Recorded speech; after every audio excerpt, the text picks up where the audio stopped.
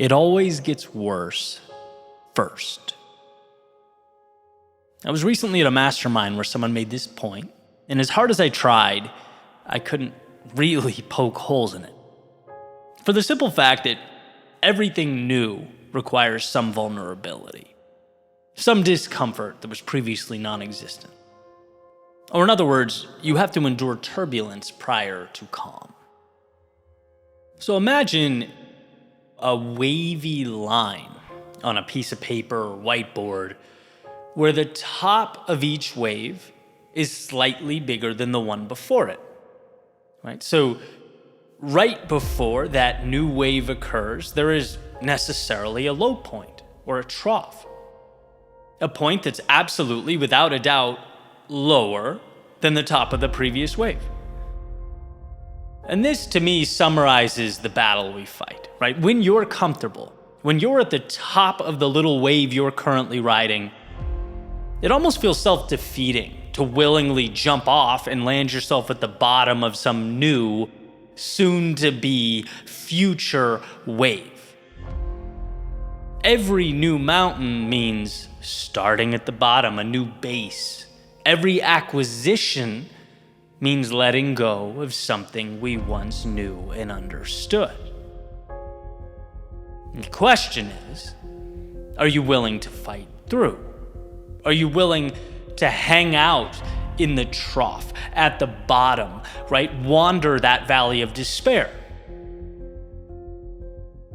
And that's, by the way, what we're talking about when we talk about, for example, Walt Disney being fired, being called unimaginative, and struggling to get the world to understand his Mickey Mouse cartoon.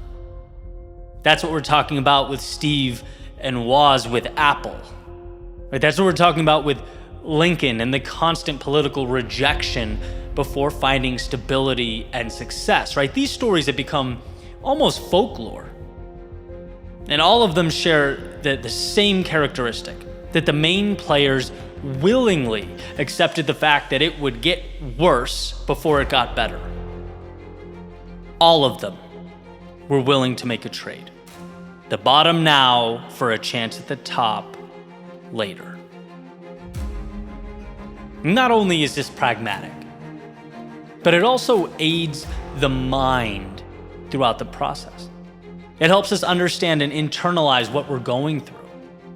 You know, that initial instinct to think, why me? To shake our fists at the world and fall into the role of victim.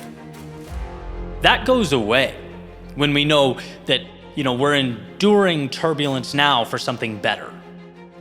When we know that this is merely the cost of admission. You're not at the bottom of the wave because you have to be, or even, because it's fun to hang out there. You're there because something greater is coming.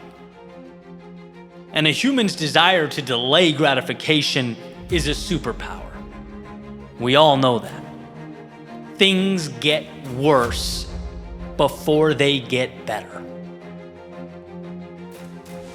So remember, next time you're out in the world, right, dealing with adversity, technically, you don't have to be there. You could be hiding away, letting life slip by. But instead, you've made the decision, the courageous decision, to better yourself. What you're enduring will ultimately become your strong point. And so don't villainize or demonize that. Cherish it. Hold on to that. Because we need to get beyond the notion that discomfort is weakness. Discomfort is a decision. A bold decision that you should be proud of. Again, you could live your entire life running from the painful things, hiding from the discomfort of growth. But then you'd also be forfeiting that next wave. You'd be so hell-bent on escaping the notion that it always gets worse first, that instead you never let your life get better to begin with. There is no bottom or trough on earth more detrimental to the human soul than stagnation. We need to be moving, marching forward, even when we don't know, right? Into the unknown, into the night. Fighting to get to the ceiling, then gladly allowing that ceiling to become our next floor. It always gets worse first. And thank God. That's where we are made. Conditioned. That's the buffer that separates mediocrity from greatness.